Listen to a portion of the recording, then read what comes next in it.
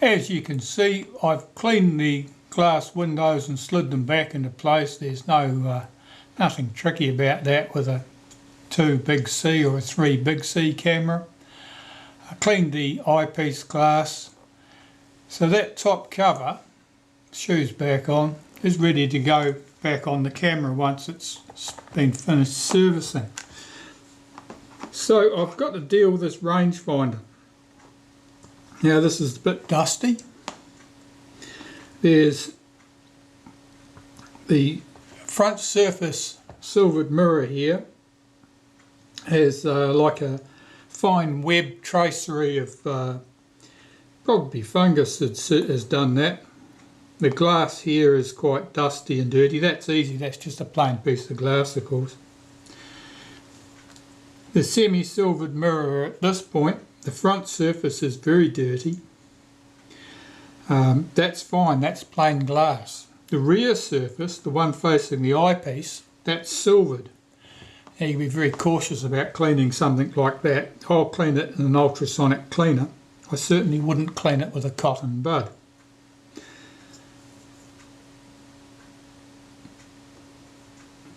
The eyepiece glass here is very dirty and dusty. So if you were faced with a rangefinder like this and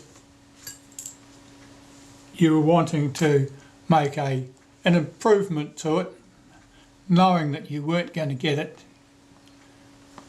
exactly perfect, you'd start with the front surface, the one you can get to, that's glass. You can clean that with glass cleaner and a cotton bud. You'd start with this eyepiece lens here, the rear surface of that's glass.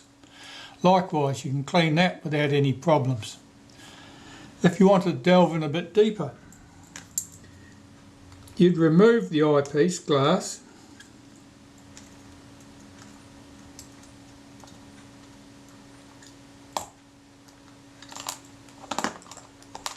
and clean both sides of it.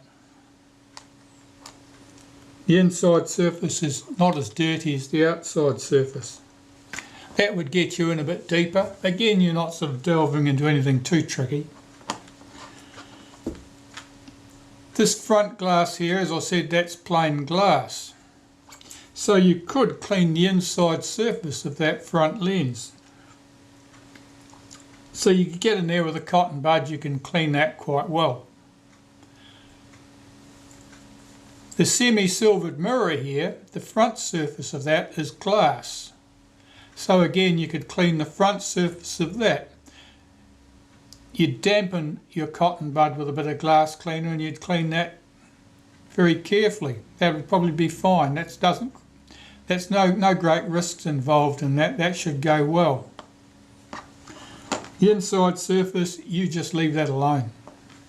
Otherwise you're going to end up in deep trouble. This front surface silvered mirror here, don't be touching that at all. That's your best policy there, is just leave it alone. Blow any dust off it and just resign yourself to the fact that it's going to look like that. I'm going to go further than that because I'm going to put this through the ultrasonic cleaner. So I'll start by removing the arm.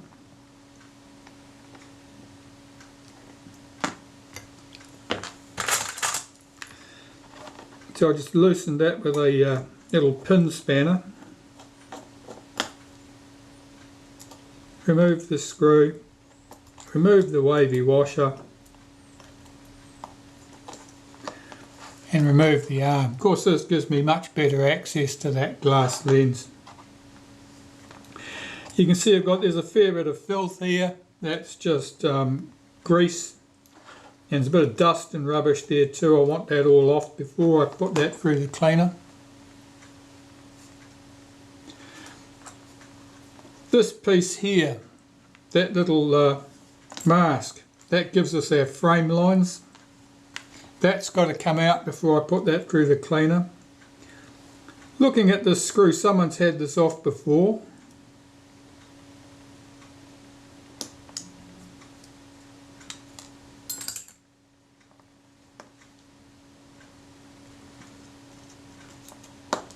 Now there's a washer on the outside that went under the head of the screw.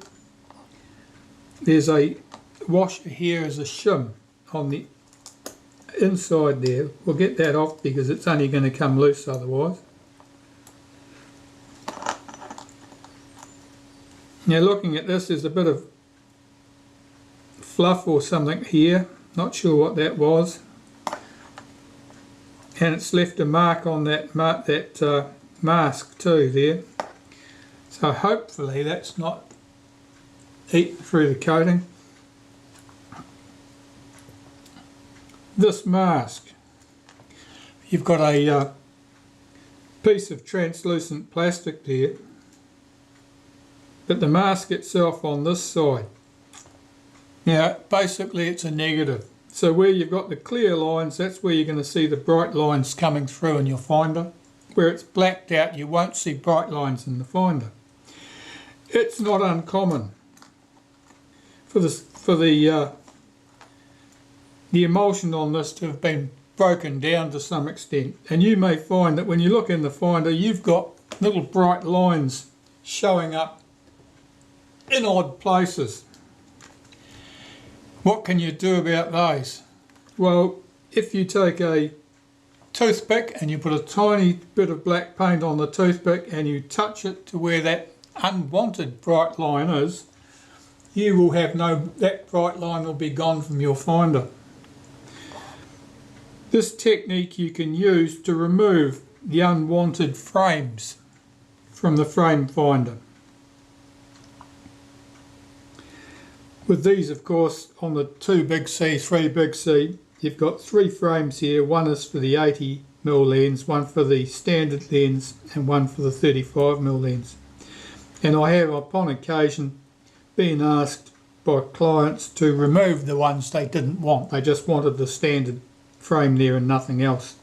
And you can certainly do it just by painting out those clear lines. But I haven't been asked to do that here, and that's going to go back exactly as it was. This piece, I need to clean all this surface first with some naphtha to get rid of all that grease that's lying around, because otherwise, when I clean this in the ultrasonic cleaner in some hot water along with a little bit of dishwashing soap, just a drop or two, that'll clean the glass nicely. But if there's oil or grease on here, that'll get suspended in the water and it'll deposit itself on the glass, and I'll have to clean the thing more than once to try and see the back of it. The front surface glass here on the semi-silvered mirror, the one pointing to the front, as I said, that can be cleaned. That's plain glass, and I'm going to clean it now because I can, and by getting that clean, given that it's the dirty surface, it means that I won't have to over clean the silvered side while I'm trying to see the back of this particular bit of dust and filth here.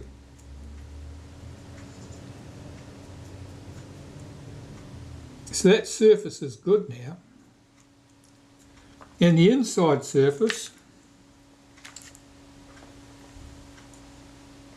has got a bit of dust on it, but it's much, much cleaner than that outside surface was.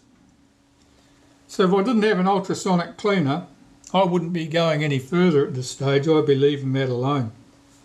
But because I do, I'm going to go and give this a clean in the ultrasonic cleaner now.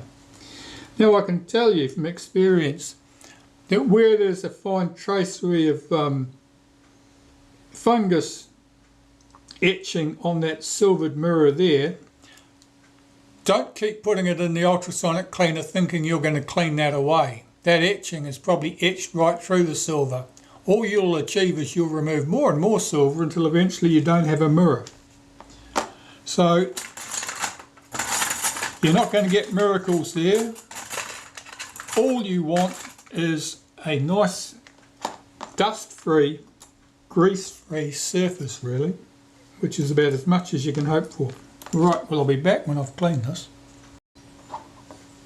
Right, I have this back from the ultrasonic cleaner. The glass cleaned up pretty well, I think. The front surface silvered mirror here, that still shows its scars. That certainly didn't improve much from the cleaning. The semi-silvered mirror, well, the outside surface of course was plain glass. That looks wonderful. The inside surface with the silvering, I can see voids there, basically bits where that silver had etched away.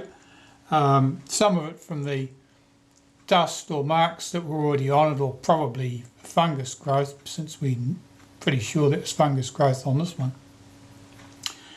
And but it'll be fine. That'll be no problem. There's plenty of silver left there.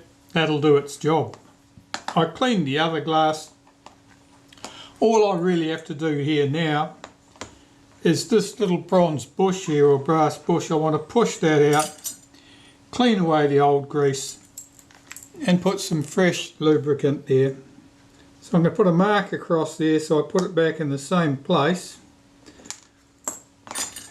Even though that thing is probably circular, I can't imagine that they made that an eccentric. Because it has a slot cut in it, it acts a bit like an eccentric. So if I put it back exactly where it came from, there's much more chance that the rangefinder will be very close to correctly adjusted than if I moved it to a different orientation.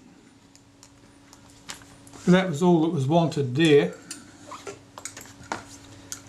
So I'll take some molybdenum paste.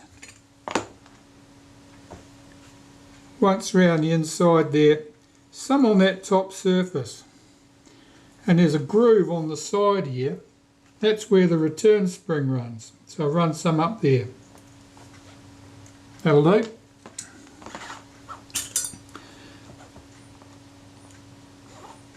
There's this brass bush. I'll put that back in position.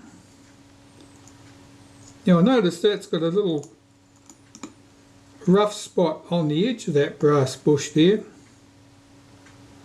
Don't know what that's from. I don't think it'll cause a problem. Just line that up.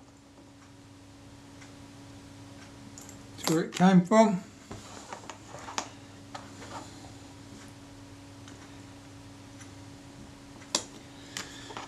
And put this back on here. Get the spring in position, hold the arm across like that.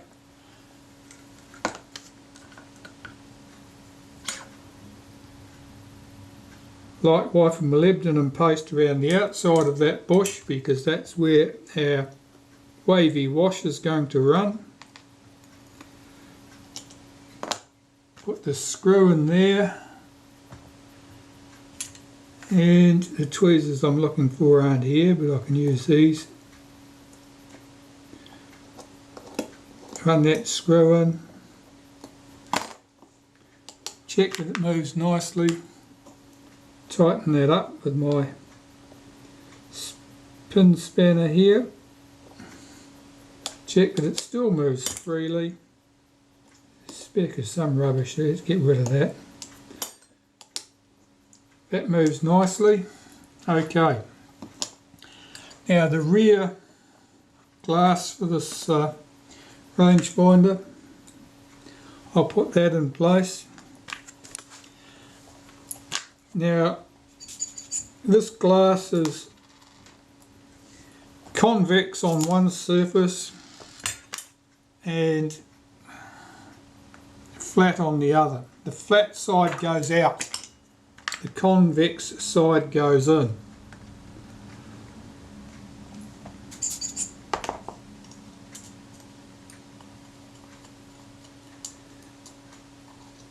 Get that in place. Here's the mask that holds it in position.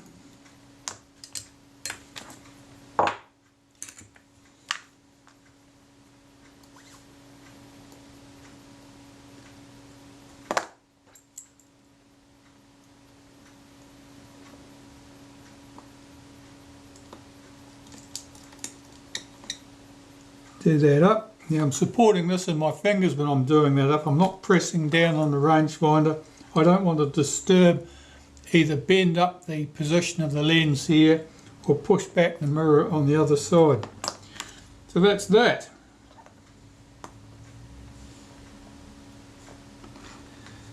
Now this mask here can go in place.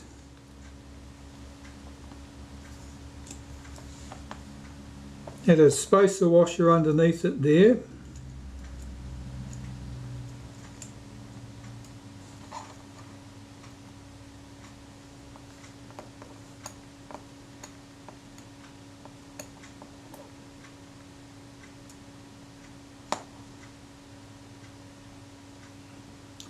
Thinner washer on the outside, if I can pick the thing up.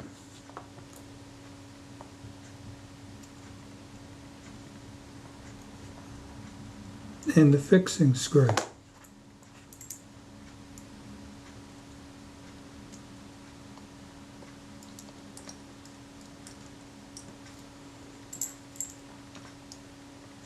Snug that up.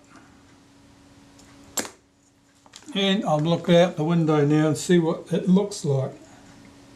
Well, it's nice and clear, sparkly and clear compared with what it was like previously, and the adjustment is pretty much bang on, at least for the rest position for the infinity. So that looks good. That rangefinder is ready to go on the camera, and any adjustments that need to be made will have to be done on the camera. So that part's good. So we have most of these components with the camera body clean and ready for reassembly.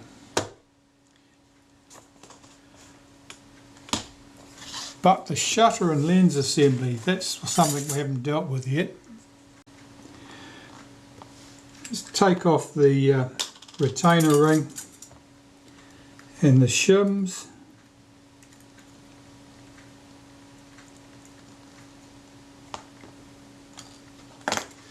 The rear lens group is pretty filthy. The outside surface is very grimy indeed. That's fungus by the looks of it. Let's see if this will come off. It's reluctant. The front group looks reasonably clean on the front surface. It's a bit dusty on the inside surface. That rear group doesn't want to come loose. I'm going to find the right tool. Right, a friction tool will probably get this loose. Nope, that's a bit stiffer than that. Well, if that won't do it, this will. Yep. No problem. That's the rear group off. The inside surface of that, yeah, that doesn't look wonderful. Pop that to one side. Let's have a look at the shutter itself. The diaphragm moves freely enough. Those blades are very marked, you can see that there. That's not oil staining, I think that's like a fungus growth. I think, you know, this has had some moisture in it. Okay, so we'll start taking this apart. Start with the lock screw for the front retaining ring. That screw is very small, very easily lost. Take great care not to lose it. I'm going to unscrew the retaining ring using a toothpick.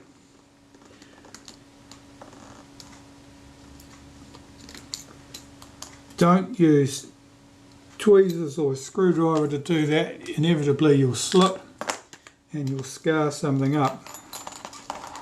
Remove these front rings.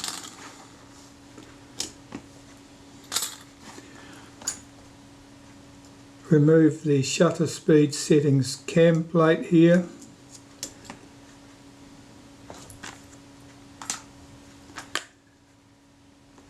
Okay. Remove that little latch. That stops you being able to depress the shutter release unless the shutter's actually cocked.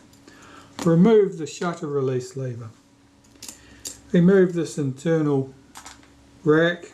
Remove the pinion.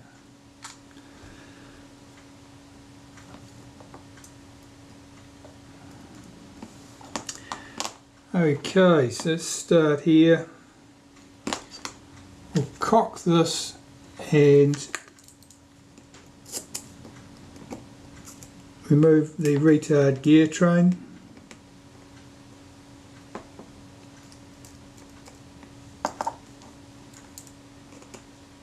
This screw's loose. That's not a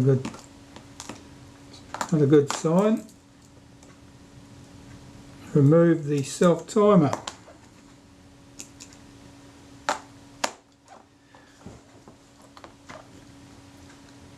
Let's release the shutter. Unhook the main spring. That's in medium condition, that's not bad. Remove the main cam. Cock that.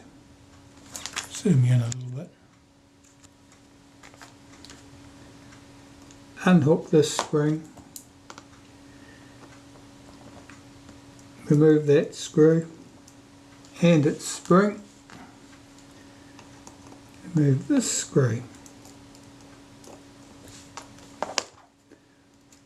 Remove that plate. The flash contact, just release that. Remove this. That spring there needs to come off. Now, if I put a screwdriver behind here to stop that thing from being able to swing around, I can grab the spring with my tweezers, pliers, stretch it out and unhook it without any undue effort. Remove that pallet wheel. The screw holding the B lever here has got another spring on it which operates the B lever, and it presses against the shaft here on the flash sink setting lever. To remove that, remove the B lever. There's a spring here, a fine spring there that needs to come off. So I put a toothpick over the middle so it can't escape while I unhook it. Unhook it. And carefully lift that spring away. Being careful not to lose it. Okay, so we can flip this case over. Still in the picture, only just. Right, 3 screws hold the outer case to the shutter case.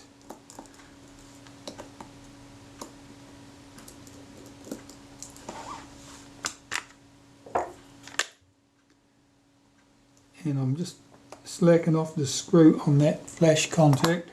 The case should come off with the curved rack and the curved pusher.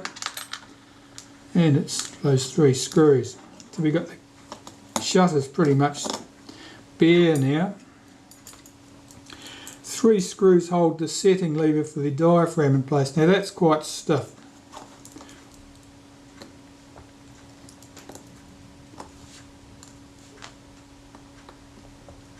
Now normally diaphragm blades, I don't like to polish them at all because they're easily damaged. Because they have rivets on them, they'll catch on whatever you're using to clean them. Let's take that lever off. It's a little bit oily, that would have been part of our stiffness. Yes, certainly lots of oil on here. We can remove that setting lever. I'll just check the aperture now, see what it's like, the diaphragm. No, it's still reasonably stiff. Those blades are fairly heavily marked. 3 screws at the back here hold the shutter case and the mechanism plate together.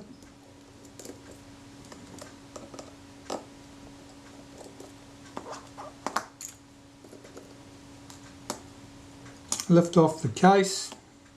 Let's put that mechanism plate to one side. We have 3 screws hold the retainer plate in place.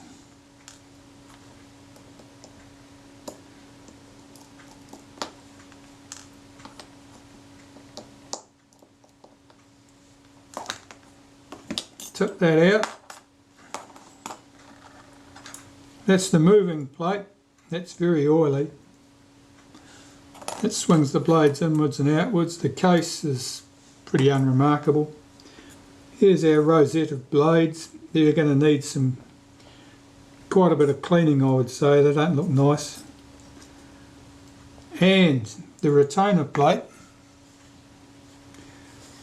that's quite marked. Now, that's a fingerprint. Probably all of that is.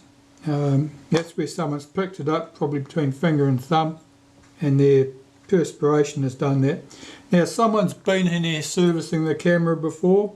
See, there's 2 scratch marks here.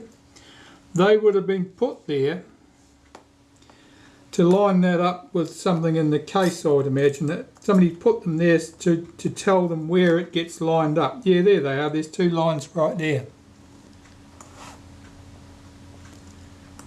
That's entirely redundant. This plate has a rivet on it. It can only go in one way. So it was someone who wasn't familiar with the synchro compor shutter did that. Let's have a look at the mechanism plate.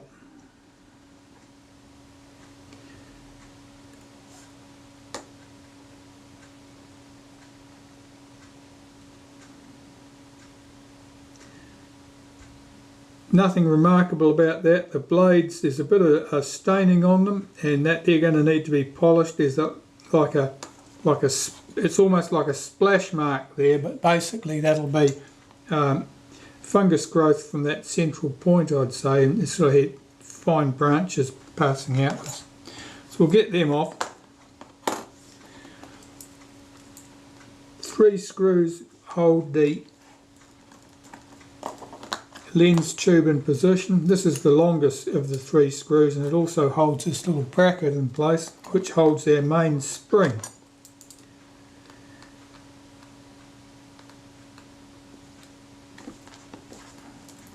These screws are quite tight.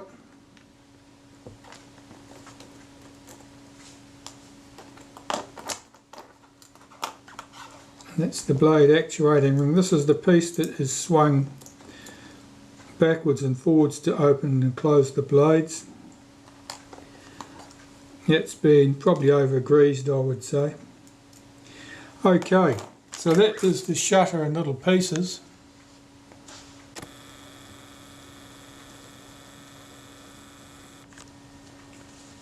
And now I'll have the joy of cleaning all this stuff up